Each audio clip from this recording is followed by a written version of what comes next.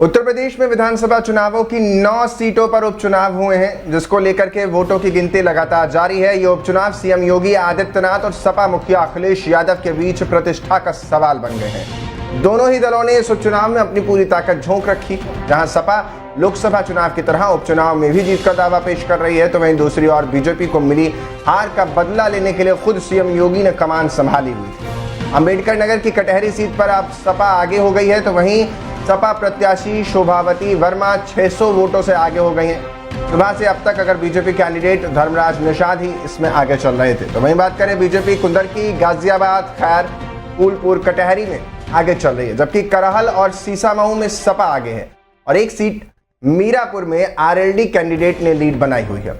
इस वक्त की बड़ी जानकारी आपको दे रहे हैं। पूरे चुनाव समीकरणों को लेकर के लगातार भारतीय जनता पार्टी, समाजवादी पार्टी और आरएलडी चुनाव में मुख्य जो लड़ाई देखने को मिली वो सपा और बीजेपी के बीच थी।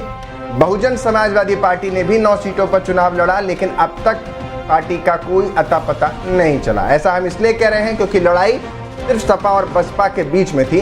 बसपा कहीं गायब नजर आई। यहां तक कि खुद मायावती ने भी चुनाव कैंपेन उत्तर प्रदेश में नहीं किया। बस माना यह भी जाता है और कहा यह भी जाता है कि बहुजन समाजवादी पार्टी उपचुनावों में कभी भी कॉम्पिटिट नहीं करती थी, कभी लड़ा नहीं करती थी, लेकिन वो परिपाटी अब बदली है और बसपा भी, बहुजन समाजवादी पार्टी भी अब उपचुनाव में अपना हाथ आजमा रही है। लेकिन फिलहाल जो आगे चल रही है वो बीजेपी नजर आ रही है। 6 सीटों पर बढ़त बनाई हुई है।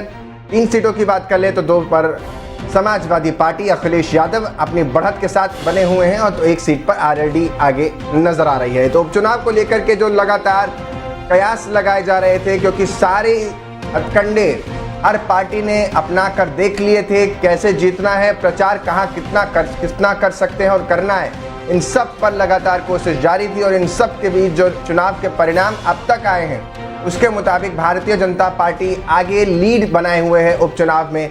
यानी 9 सीटों पर उत्तर प्रदेश की लगातार भारतीय जनता पार्टी की बढ़त देखने को मिल रही है। 9 सीटों में से 6 सीटों पर बढ़त देखने को मिल रही है, तो वहीं 2 पर समाजवादी पार्टी आगे चलती हुई नजर आ रही है और 1 सीट पर आरएलडी ने बढ़त बनाई हुई है। चुनाव जो है वो 2027 का एक तरीके से परिणाम को लेकर के देखा जा रहा था कि 2027 में इस परिणाम का असर देखने को मिलेगा। कौन कितना किस पर आगे हावी होगा ये देखना दिलचस्प होगा, क्योंकि 2027 के चुनाव को लेकर के ये तैयारी, या यूं कह लें ये वार्म अप था। और अगर इस वार्म अप से अंदाजा लगाया जाएगा, कयास लगाए जाएंगे, तो आगे के चुनाव नतीजे कहीं ना कहीं बहुत हद तक क्लियर हो जाएंगे। लेकिन अगर पिछले कुछ चुनावों की बात कर लें, आज महाराष्ट्र में भी बीजेपी आगे बढ़त बना रही है, जबकि ये कहा जा रहा था कि महाराष्ट्र में हो सकता है कि महाविकास आघाड़ी आए, क्योंकि लोकसभा चुनाव में महाविकास आघाड़ी को लेकर के ज्यादा संख्या मिली थी और महायुति को झटका लगा था। बहुत सीटों का नुकसान वहां खामियाजा उठाना पड़ा था। तो अगर इस चीज को भी अगर ध्यान में रखा जाए तो महायुति फिर से इस बार सरकार बना रही है। उत्तराखंड, इधर इसके बाद जाइएगा हरियाणा की तरफ, तो हरियाणा में तो कह दिया गया था कि बीजेपी जो है वो पूरी तरीके से रोल बैक कर जाएगी, लेकिन बीजेपी कम बैक करके आगे नजर आई। यानी करहल वो सीसामऊ हो, इन सीटों को लेकर के जो समीकरण है वो आपको बता रहे हैं। 6 सीटों पर भारतीय जनता पार्टी आगे चल रही है।